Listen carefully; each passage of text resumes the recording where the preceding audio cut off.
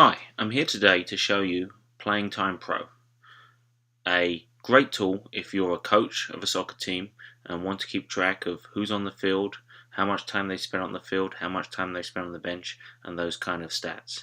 So, why don't we jump right in? First thing about Playing Time Pro, from the main screen, there are a few different options. We've got Teams, Games, and the Options screen. So firstly, looking at Teams, this is where you get to see the teams you've got.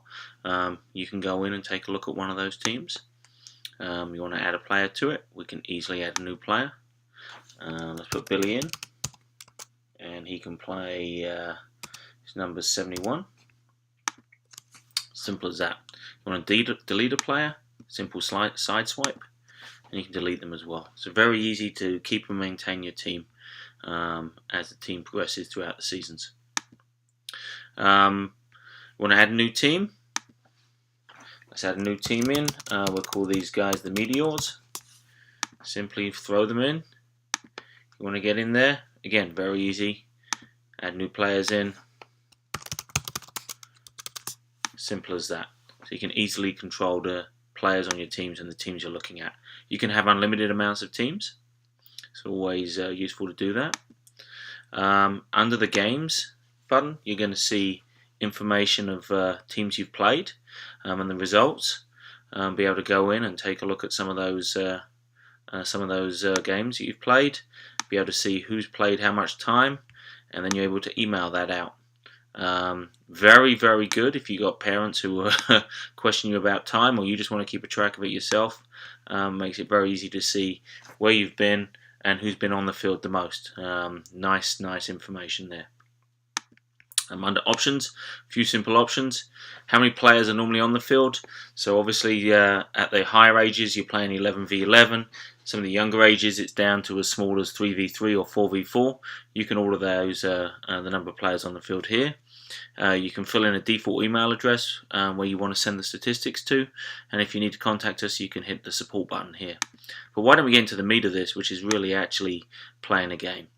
So if we're going to play a game, let's say the Knights are playing and they can play the Rockets today, and we're into the game. Really two main screens of the game here. This one, the first one, is where you're able to just see the summary of all the times, and we'll come back to this in a second. And then the team screen here, where you're able to lay out the team. So as you can see, this number 10 is in red. So this is telling you you've got 10 players on the field. If you recall, we said we normally have 8. So we'll just drag the players down and put them on the bench down here. Simple as that, just drag and drop. And it's gone green now, you notice up here. We've got the 8 players up here. So why don't we just position the players where we want them on the field. You can move them around anywhere you want. Very simple to do. I'm going to play a simple 3-3-1 formation here. But again, you can lay your players out however you want. So simply put them on the screen like this, and away you go. We've got a 3-3-1 formation there, and that's at a nice green number showing that we've got 8 players on, which is what we expect.